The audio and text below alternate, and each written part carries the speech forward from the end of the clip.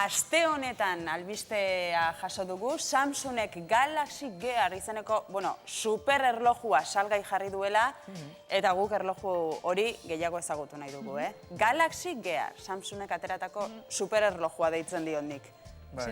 Izan daiteke. Aste honetan jarriko dabe salgai, eta bideoan ikusten dugun erloju hau izango da.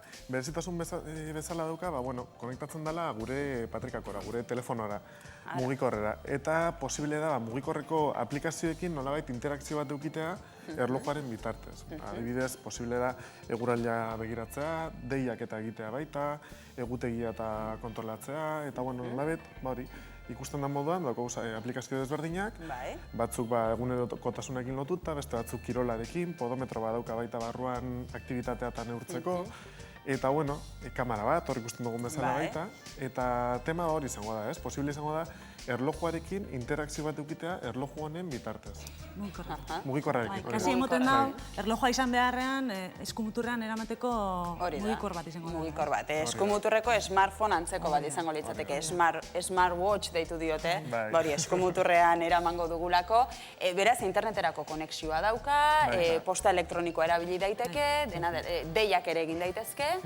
Ahotsez komunikatu zaitezke berez erlojuarekin. Ahotsez komunikatu. Aginduak, estilo kit. Begira. Eta kuriosa da nola, ez diseinua bakarrik baizik eta nolabait zerbitzuak garrantzia hartzen dauen produktu honetan, ez da? Hori galdetu nahi nizuen, diseinu aldetik zer esan dezakegu erloju honi buruz? Berezgarri ipagarririk ez dauka, lehenengo bistan behintzat? Ezer barririk aipatzeko, orduan hor ikusten dena da, hori, garrantzia gehiago emondotxeela zerbitzua iberari, produktua iberari baino, ez? Edo zein erloju normal bat emoten da, ez? Erloju arrunt bat da, lehenengo bistara, baina eskaintzen dituen zerbitzua, hor dauka garrantzia azkenean, gainera posibilitatea daukazu, aplikazio berriak urtena dela, zerbitzu hauek nolabait gehitzen doaz bebai, eta posible da, zentzu horretan gero eta gehiago hobetzea aplikazioak. 289 euroren truke, salgai, ez da gutxi, Gehi smartphonea. Gehi smartphonea, atera doaz.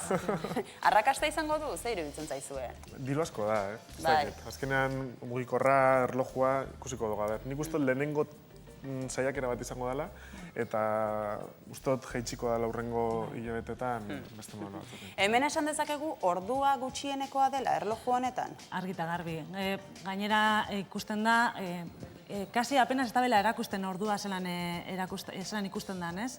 Eta emoten da hau batzuk gara nire modukoak ez, eskumuturrean badaukagu erlojua, baina komplementu moduan, eta ordua mugikorrean ikusten dugu. Eta nik uste hemen konturatu dizela horrena, eta garrantzia gutxi egon dutxe. Eta gehiago, erabilera aldetik nun eraman, ez?